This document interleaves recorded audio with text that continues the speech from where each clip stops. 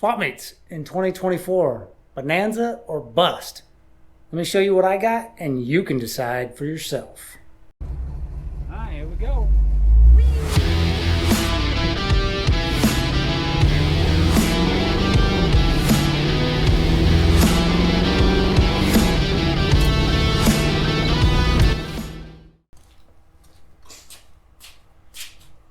What's up, YouTube? Doing something a little bit different today. Not working on the cars. Instead, I want to tell you about a swap meet I went to yesterday up in Wichita, Kansas. And it's February something, March something rather. March 2nd, March 3rd. I don't know. I forgot what day it is. But I went to the swap meet yesterday on a Saturday. It's the first part of March. Like first, second, third, whatever. Sunflower Swap Meet in Wichita, Kansas. First actual swap meet of the year I went to. And, well, there's still deals out there to be found. I'll tell you that much. But before I get into this stuff, I got to tell you about a piece of swag that I recently acquired. Yep, recently acquired a new piece of swag. Here we go. Before we get to that, hot dang! Look at that hotness. Rusty Speedin' Customs.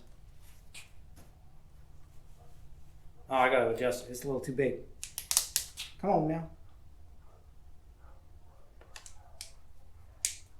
I needed a new hat for working in the shop, and oh, too tight. And just so happened that Rusty Speedin' Customs, another YouTube channel, you should go check out because doing good shit. Had hats come up as some swag off of his site, so I needed one. And what better color of a hat for a shop hat than black? Because my other hat that I have that I like is like a light tan color, and well, you touch that with dirty hands and instantly it's ruined. So, oh, we got some other paper. Ooh, there's something else in here. Ooh, what do we got? Not only did I get a hat, but check that out. I got the first sale, the first Rusty Speedin' Custom hat that was out there. I think I'm gonna frame this. We'll frame it, put it up there on the wall. We'll do something with the artwork. Is fantastic. You know, Rusty, outstanding. So, and I got some sweet stickers included with the hat. Hell yeah. And I got a fridge. Hey, yeah. Rusty, you hooked it up, bud. Outstanding. And the hat, I dig it. My new shop hat. And probably my swap meet. Well, I got a swap meet hat. It's one of them big round ones to shave my neck and keep the sun off. But unless it's an indoor swap meet like the one I went to yesterday, then this hat would have been perfect. I had it. I should have did this yesterday. Anyway, moving on. Hat's fantastic. I love it, man. Appreciate it. If you take a good look. If you happen to like this hat, go check out Rusty Speedin' Customs. Oh, we ain't one of them weirdos. Get that out of here.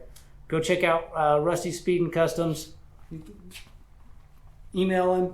The information's on his YouTube channel, and you can get yourself one of these sweet hats. Anyway, on to our topic, our main topic of the video, swap meets. Bonanza or bust, and well, I'm not gonna lie, I think I did all right yesterday at the swap meet as far as finding some good deals, but there are a few things that I want to point out about swap meets that I've noticed recently in the last couple of years, and it's probably been going on longer than that, but and in the trend I think is coming from like Facebook marketplaces creating a lot of the issues is you find these parts. We'll use this air cleaner for instance here. This is a 14-inch air cleaner. It's got a 4-inch air filter with a screen on it. It was used on a dirt track car, all right? And it's not in the greatest of shape, and it's a paper element, so it's not even like it's a K&N, right? It is aluminum.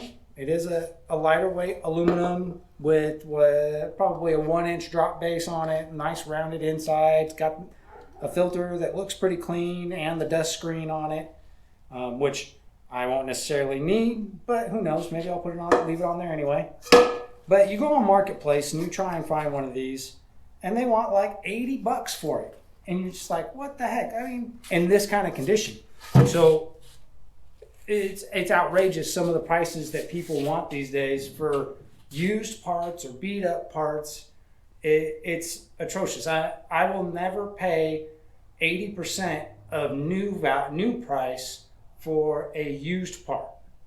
Even a used part that is in new condition. Say somebody goes out, buys a part, takes it out of the package, fits it up, it's not the part they wanted, they put it on the shelf, forget about it, they never return it, whatever, couldn't return it, and then they want to sell it and they want 80% or 100% of the retail sale price. That's insane. Not going to happen.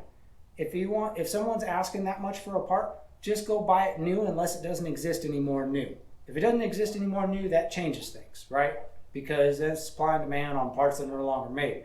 But if it's something that's made new, there ain't no way you're paying that. Someone in their right mind should be paying that much for a part that's not actually new anymore, right? If you buy this air cleaner setup from Speedway for $100 with no scratches on it, why would I pay $80 for it used? Anyway, that's my rant about what seems to be happening all over Marketplace and is infiltrated the swap meet area. Is that, or people going, well, on eBay, it sells for this much. You know what? This ain't eBay.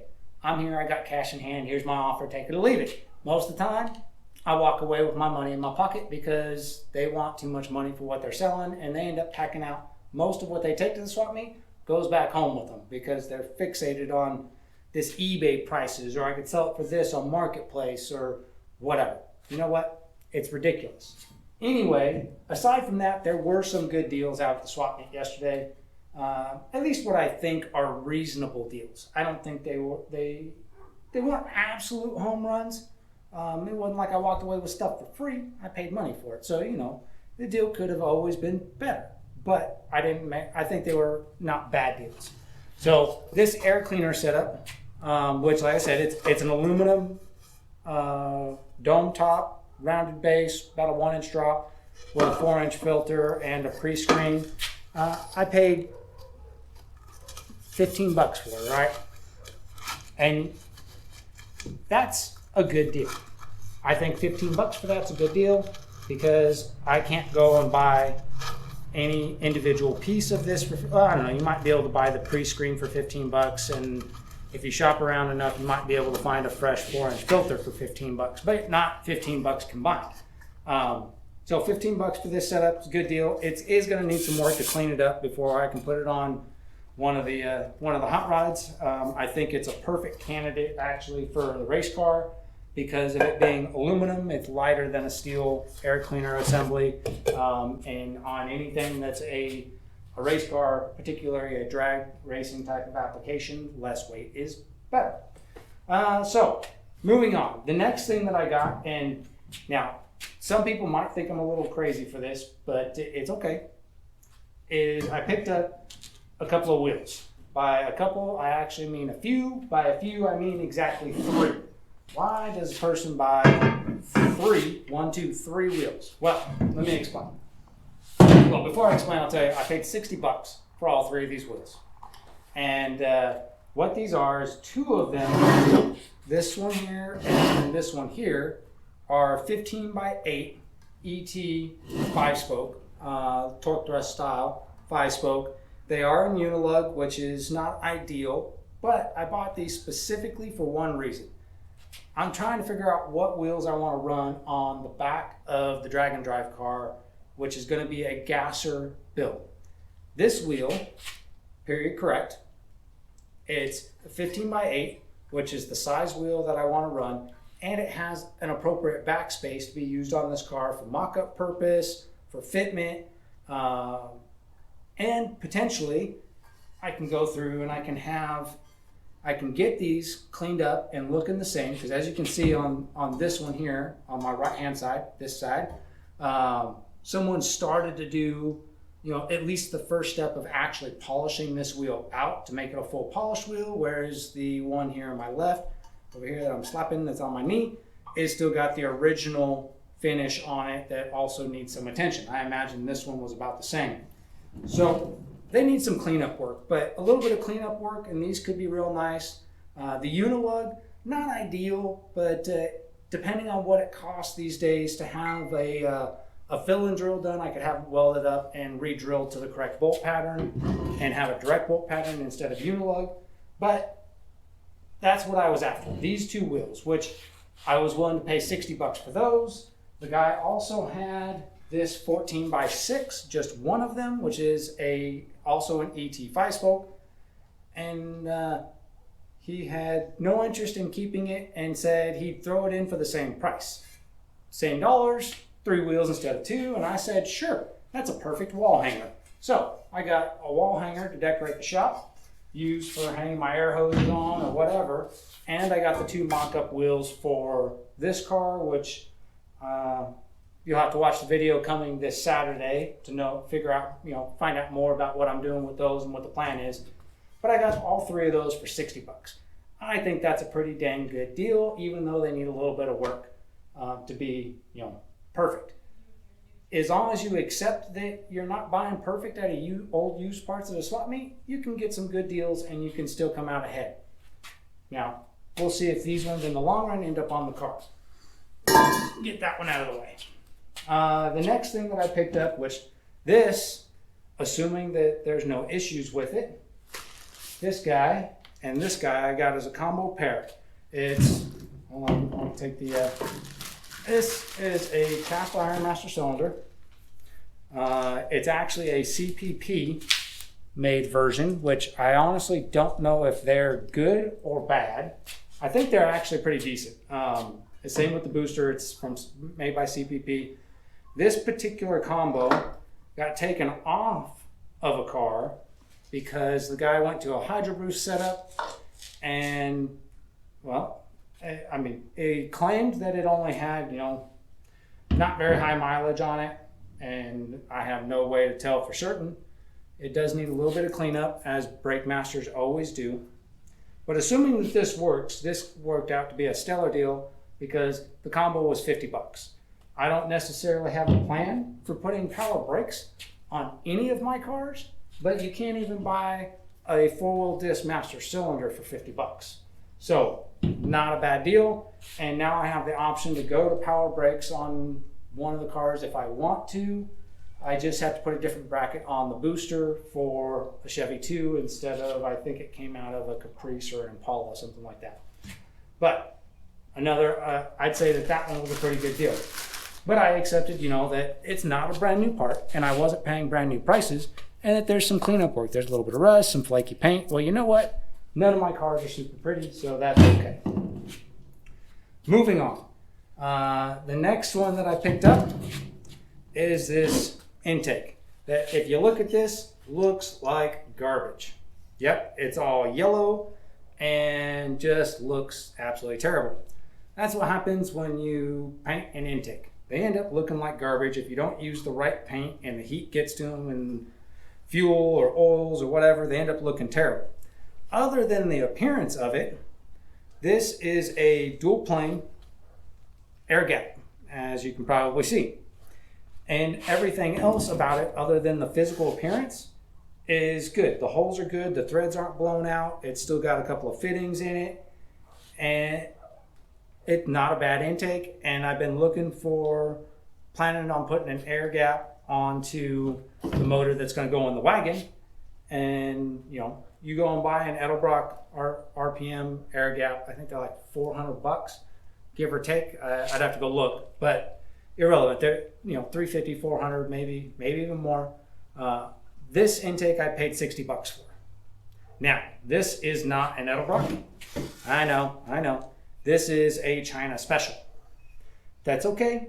As long as it fits up halfway decent, I can live with that. For 60 bucks, I didn't buy brand new Edelbrock shiny, perfect aluminum. I bought a China special that was taken off of a running motor and sold for 60 bucks. And I even got a water neck with it. And if you've priced water necks recently, that's like 20 bucks by itself. And it's a chrome water neck that's in good shape. So, 20 bucks in a water neck. There's a thermostat in there that I wouldn't trust using. Got a heater hose fitting, good stuff. So again, not a bad deal. Needs a little bit of work though. I'm gonna have to clean it all up, get the paint stripped off of it so that it doesn't look like a turd. And then we'll be able to fit it to a motor, make sure everything lines up. But even looking at the mating surfaces are good. And it doesn't look like it's got warpage. There's no dents. It doesn't look like it had leaks. You can see where the gasket lines were. So, another good deal. Not bad. You just have to settle for a part you might have to put some work in to save a little bit of money. And then the last one, this one here. This was what I thought was the deal of the day, right? Deal of the day, which actually was the same guy that I got this intake manifold from. Hold on. It sounds like bolts. It's not bolts. I'll turn this a little bit so you can see.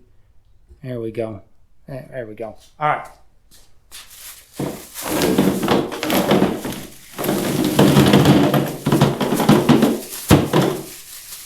Get out of there. Yep. Used roller rockers. Now you won't believe. Now it's not a complete match set here. What do we got? 8 of these black ones, which these black ones are Isky. They're all 1.5 ratio for 3/8 stud or screw-in stud or press-in stud, which is what I have on my motors because I haven't built anything that needed a beefier setup yet. And then there's, I ended up getting there 5. I ended up with a spare of this one, getting a spare of that one, and 4 of this type. These 4 are Crane, these 5 are a newer version of the Crane, and these 8 are Iskys. Now, if you've priced roller rockers, especially a brand name roller rocker recently, and like I said, these are used, but if you look at the condition, the bearings in them feel real good. They'll need a cleanup because they came out of, off a shelf. But everything on them looks good. The cups are good, and that's the same for all of these. If you've priced roller rockers recently, this one by itself, if I had to guess, which I'll go look it up and I'll put it on the video, but if I had to guess, this is probably 16 bucks by itself. This one roller rocker, if you're buying roller rockers individually, or if you're buying a complete set, it's probably like 250, 300 bucks for a set of these Crane 150 ratio, all aluminum, full roller rockers, right? And these are an older Isky, but I'm gonna guess that getting these, even if you get them for cheap and you pay 10 bucks a rocker, you need 16 of them, that'd be 160 bucks. I highly doubt you can touch a set of Isky rockers for 160 bucks. But I didn't pay $16 a rocker. I didn't pay $10 a rocker. I paid $2 a rocker. $2. Which meant I paid 34 bucks to have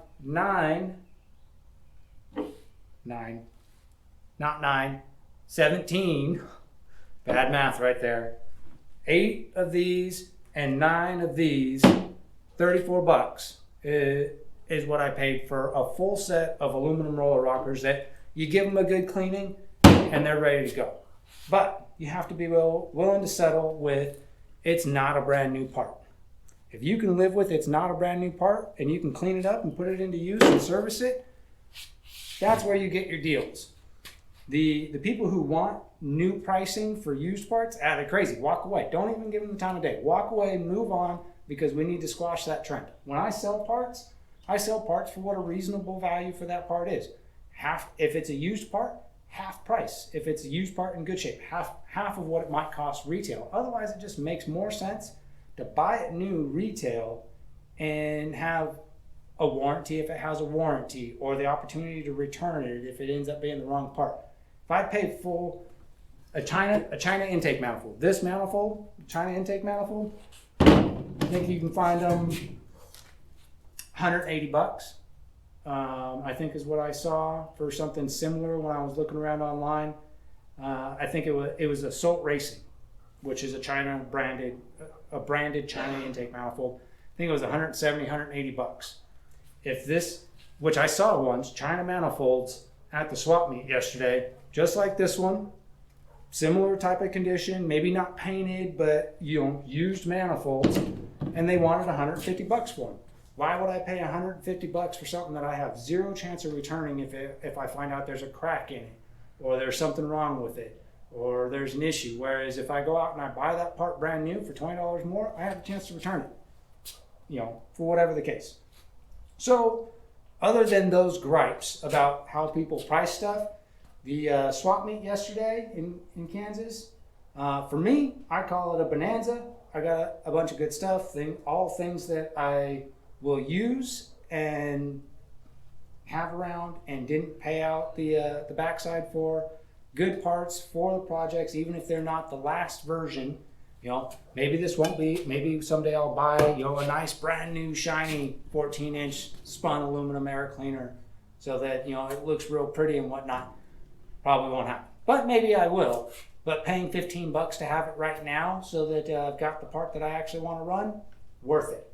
And that's the same case for all of this. So, Sunflower Swap Meet was a good swap meet, had a good variety of Ford, Chevy, and there was some Mopar. It wasn't a ton of Mopar, but there was Ford, Chevy, and Mopar stuff there, a decent variety of all of it. It was a good overall swap meet, and it was indoors, which for Oklahoma being an early March swap meet, indoors is primo, because even though the weather turned out to be beautiful yesterday, gorgeous 70, 75 degree day, that's, a roll of the dice in March here in Oklahoma. And let me tell you, last weekend, it was 75 degrees all weekend. It was beautiful. By Wednesday, we had snow on the house. And by yesterday, we were back at 75 degrees and beautiful. So we do this with our weather this time of year. And it's not, just gradual rise. It's, you're going along, oof, we're hot. And then poof, frozen. And we'll probably do that a couple more times before we move into summer weather where we're just hot and hotter. Anyway, thanks for tuning in. Hopefully, this will give you some of the ideas of things you can find at swap meets if you look around. They are worth going out to still, but if you let the guys who overprice to the moon or are stuck on their stuff give you a bad taste for it, you just have to turn and walk away from them. And like I said, there are stuff that is justified to be priced sometimes the way it is because it's a specialty part or a numbers matching something rather for a fancy GT, something rather that isn't produced anymore, or a repop isn't the same as the original part. There's reasons for some parts, and that I completely understand. However, on most junk, there's no reason for the prices to be what they are. But if you shop around and you really look, you can find deals like these $2 rockers.